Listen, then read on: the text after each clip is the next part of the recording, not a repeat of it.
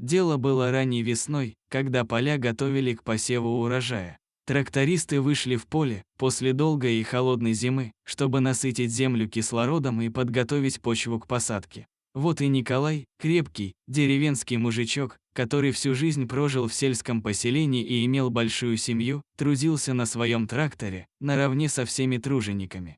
Привычным для него делом он закрепил бороны на сцепку и отправился в поле. Николаю досталась крайняя деляна, которая находилась прямо возле леса. «Это хорошо», – подумал он, – «меньше народу, больше кислорода». Он с самого детства не любил компании. Ему больше по душе было одиночество и тишина. Только в кругу своей семьи, где кроме жены у него было еще 3 сына, он мог полностью открыться. Часто играя с детьми, он забывался и был счастлив, как ребенок. Весело смеялся и шутил, вместе с детьми придумывал новые забавы и игры. Супруга изредка даже ревновала его к детям. Говорила ему: «Мне кажется, что ты только их и любишь, а со мной ты какой-то холодный». На что он молча подходил к жене и прижимал ее крепко к себе. По прибытию на свой участок Николай решил немного перекурить перед работой. Заглушив свой трактор, он вышел на улицу. Тут пахло свежестью. Такой чистый воздух бывает только ранней весной, когда снег только-только сошел и земля напиталась талой водицей, набравшейся сил и приготовившись дарить жизнь новым растениям. Он огляделся по сторонам. «Эх, как хорошо», – подумал Николай, – «что же может быть лучше, чем вот так один на один с матушкой природой, с землей и солнцем? Нет, не понять мне этих городских жителей, с их душными, тесными офисами и вечно куда-то бегущими и все время везде опаздывающими», – так думал Николай. Снова запрыгнув на свое рабочее место и запустив двигатель своего железного коня, он вышел на пашню. Опустив борону и приготовился дать газа, как вдруг его внимание привлекли странные звуки. «Странно, что это?» – подумал Николай. «Волки воют, что ли?» Прислушался, высунувшись в открытую дверцу трактора. И правда, вроде волки. Странно все это. Мужчина в раздумье занял свое рабочее место и нажал педаль, давая трактору обороты. Трактор зарычал, выпустил облако белого дыма и потащил за собой широкую борону, оставляя ровные следы взъерошенной земли. Миновав участок леса, он поравнялся с делянной, которая клином врезалась в лесной массив, представляя ровную площадку. На ней сейчас не было ничего, кроме прошлогодней, сухой травы. Но тут взглядом мужчине представилось то, чего он еще не видел ни разу в своей жизни, да и вряд ли кто-либо видел на этой деляне. Посреди белого дня собралась целая свора диких волков. Одни из них безудержно выли, закидывая морду вверх и нетерпеливо переменная с лапы на лапу. Другие обнюхивали какой-то странный предмет, похожий на черный куб. Но все они явно желали привлечь внимание человека. Николай остановил свой трактор, желая понять, что же там происходит. Не глуша двигателя, мужчина вылез на подножку трактора, вглядываясь в волчью стаю. Волки, поняв, что их заметили, начали вести себя еще более странно. Они громко выли, подбегая ближе к трактору и снова возвращаясь к непонятному предмету. Некоторые из них скребли этот куб и даже грызли зубами, оставляя белые полоски. Николай уже не раз за всю свою жизнь встречался с волком в лесах, и всегда они расходились мирно. Мужчина знал, что волк не будет нападать без причины. А у этих причина есть. Но не для нападения, а вот для такого странного поведения. Николай выпрыгнул из кабины трактора и встал рядом с ним, ожидая последующих действий волчьей стаи. Зверье, увидев, что они добились своего, перестали выть, многие даже успокоились, и только самые упорные продолжали рвать и кусать этот неподдающийся странный куб.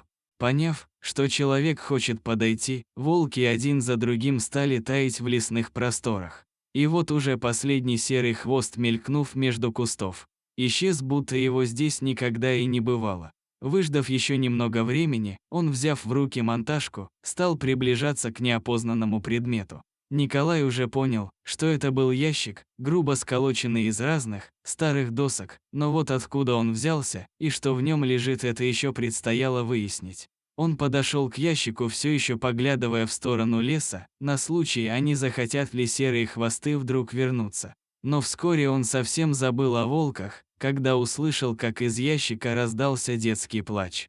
Николай заглянул в щель и увидел, как на дне лежит совсем маленький ребенок. Кажется, он только проснулся и начал кричать. Мужчина, засунув монтажку между досок, надавил на нее. Доска вместе с гвоздями охотно откликнулась. Он схватил отошедшую доску и одним рывком вырвал ее с корнем.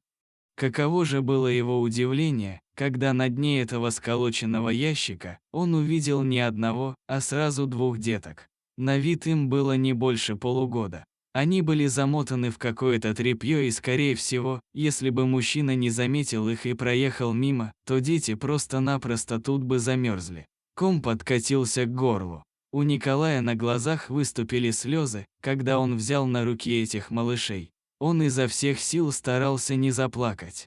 «Господи, да кто же с вами так?» – безрезультатно спрашивал он у найденышей. А те только улыбались ему в ответ и тянули маленькие ручки. Мужчина положил детей в кабину трактора и, отцепив борону, поехал в деревню. Взглянув еще раз в сторону леса, он про себя сказал: «Спасибо вам, серые волки. Если бы не вы, не жить бы этим крохам на этом белом свете. Да, не проборонить мне сегодня свою делянку», – думал Николай, направляя свой рабочий транспорт на дорогу, ведущую в деревню. Бригадир опять орать будет. Ну ничего, жизнь она важнее, решил Николай, поглядывая на спящих детей на сиденье трактора. Он остановил свой транспорт возле сельского медпункта, и когда местный фельдшер увидел находку мужчины, то удивлению и возмущению не было его предела. Конечно же, была вызвана полиция, и уже буквально через час вся деревня знала о том, что произошло с нелюдимым Николаем на пашне. Полицейский долго пытал тракториста вопросами о том, как тот нашел детей.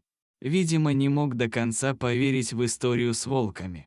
Они даже вместе выезжали на это место для осмотра, чтобы зафиксировать документально слова Николая. И на самом деле криминалист, вызванный из города, подтвердил, что следы, обнаруженные на месте происшествия, принадлежат именно волкам. В общем, очень скоро удалось установить, как и откуда взялись эти братья-близнецы. Оказалось, что подкинуты они были туда родной же матерью, живущей в соседней деревне, за пару десятков километров отсюда. Мамаша вела разгульный образ жизни. И, как оказалось, посчитала, что эти дети ей не нужны, и вместе со своим сожителем решили ночью вывести детей и оставить их там, где, по их мнению, их обязательно должны были найти. Хотя кто их должен был найти, посреди чистого поля за деревней, ни она, ни ее сожитель так пояснить и не смогли. Но зато они чуть ли не с удивлением рассказывали, что придумали положить детей в ящик, специально для того, чтобы ни волки, ни собаки не могли причинить им вреда. Вот такая вот родительская забота.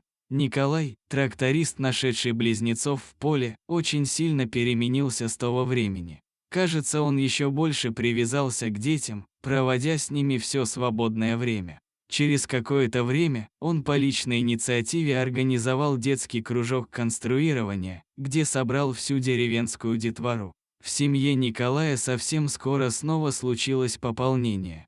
У него стало сразу на 2 сына-близнеца больше. Долго раздумывая, они все-таки решили усыновить брошенных младенцев. Ну не мог Николай поступить иначе. С того самого времени, когда он впервые увидел детей, оторвав доску со злополучного ящика, они запали ему в душу. По ночам снились, а днем из головы не выходили. Где 3, там и 5, решили они, забирая мальчишек из дома малютки. И еще неизвестно, как бы все сложилось, если бы не та самая волчья стая, которая изо всех сил старалась привлечь внимание человека. Дорогие друзья, вот и подумайте, кто после этого на самом деле человек, а кто животное.